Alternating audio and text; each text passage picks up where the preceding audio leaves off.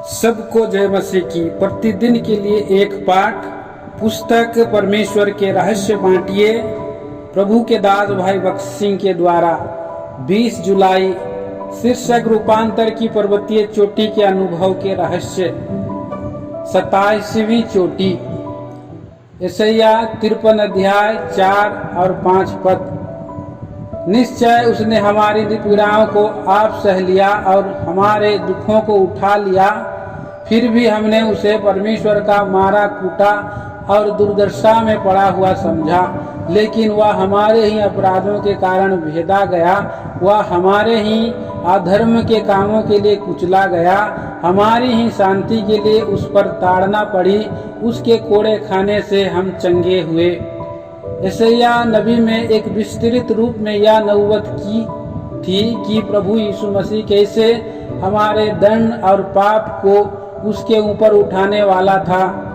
उसने हमारे पापमय विचारों, शब्दों और कामों में से पैदा होने वाली पीड़ाओं को सहा। उसी पूरी कीमत चुकानी पड़ी थी। हमारे पापमय विचारों की वजह से प्रभु यीशु मसीह ने हमारे लिए पीड़ाओं को सहा। हमारे विचारों, शब्दों और कामों के लिए पीड़ा सहने की जिम्मेदारी उसने अपने ऊपर ले ली थी। लेकिन हम विचार, शब्द और कृत्य के तिगुने क्षेत्र में पाप करते हैं। प्रभु यीशु मसीह ने हमारे त्रिगुणे पाप के लिए दंड सहा है। हमारे पापमय विचारों के लिए उस पर थूका गया था।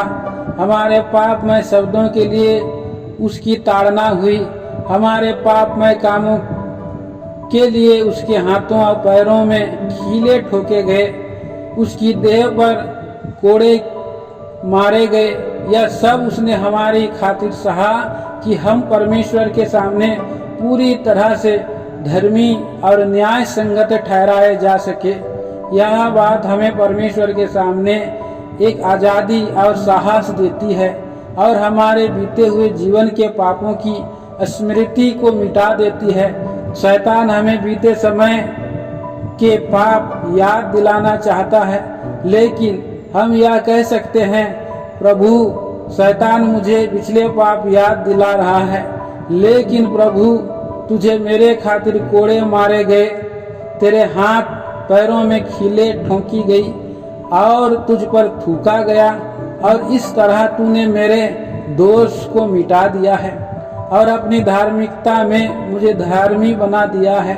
यह बात हमें एक सिद्ध रूप में उसकी परिस्थिति में जाने की आज़ादी और साहस देती है, और जब हम गिरे तो हमें बार बार उठने के लिए प्रोत्साहन देती है।